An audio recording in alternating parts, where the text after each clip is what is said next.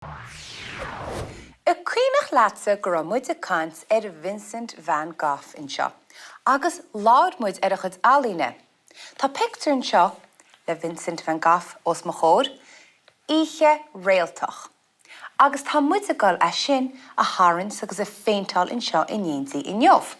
Nis, má chan muid súla a picture a dosach, fecin muid go bhfuil an-bhéim an spéir in sin nach bhfuil, agus fecin muid go bhfuil na réaltaí go háan siléir an. Nis, ní úsad in se línsa díracha, smális línsa chóirtha úsad, agus ceircula úsad, agus léirín se an ghuí freisin a golfríd le línsa chóirtha. Is faoi tá baile beag agus tá siomh le feiceáil in sin, agus háide me se sin hána hain i gúsad críán mo feictear hain. Sola dánig tusacha fadalam. Mar bhálam sa mochad amachánis a phéinteáil agus an spéir. Ceacair? Mar sin. Háine me le críán agus inis testín paint agus scuba. Nis fanga bheice me. Tosú me le dá buí cheappain. Tosú me leis na réaltaí. Nis, me paint ar scuib agus tá me gol mochad ceircula chur isteach go deas.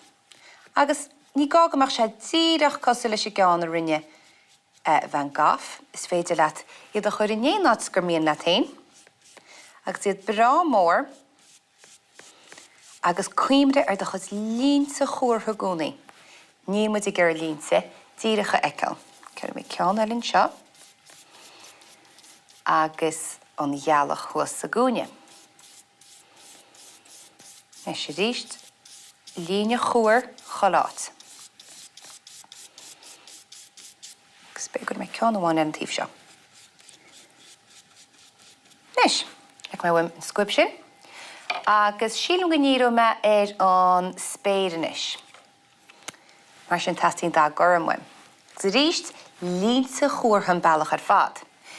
Tású me hall sa gúine seo, línsa chóirtha leog, trasnain seo, agus cinnteach ar má hain chuide gon féint na críán.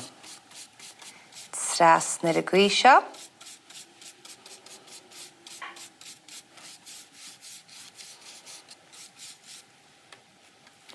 Agus síos an seo leog, nóslóm. Ní leart a bheith róchóramach, tá sé cinealaín tebi. Ní bhreanaín sé díreach cosú le spéir, mar sin ní gágam ránach ducheán díreach cosú le spéir. Agus tras na gcuí seo. Bailach ar fad.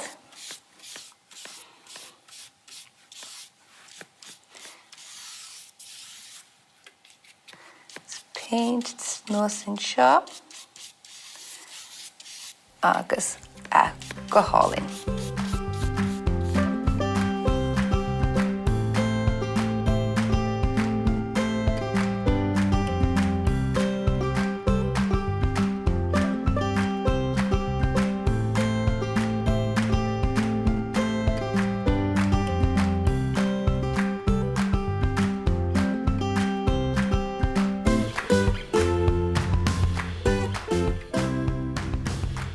Nis me críoch leis an gharm, agus beidir go gcuide me tuile buí seach mo feictear.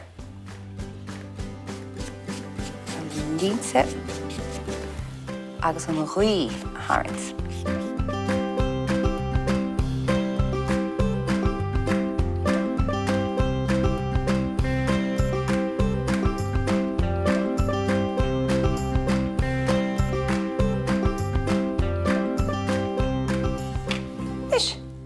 Seán tócí le sin, agus nílann sin ach mo iireacht Oíche Réaltach le Vincent Van Gogh.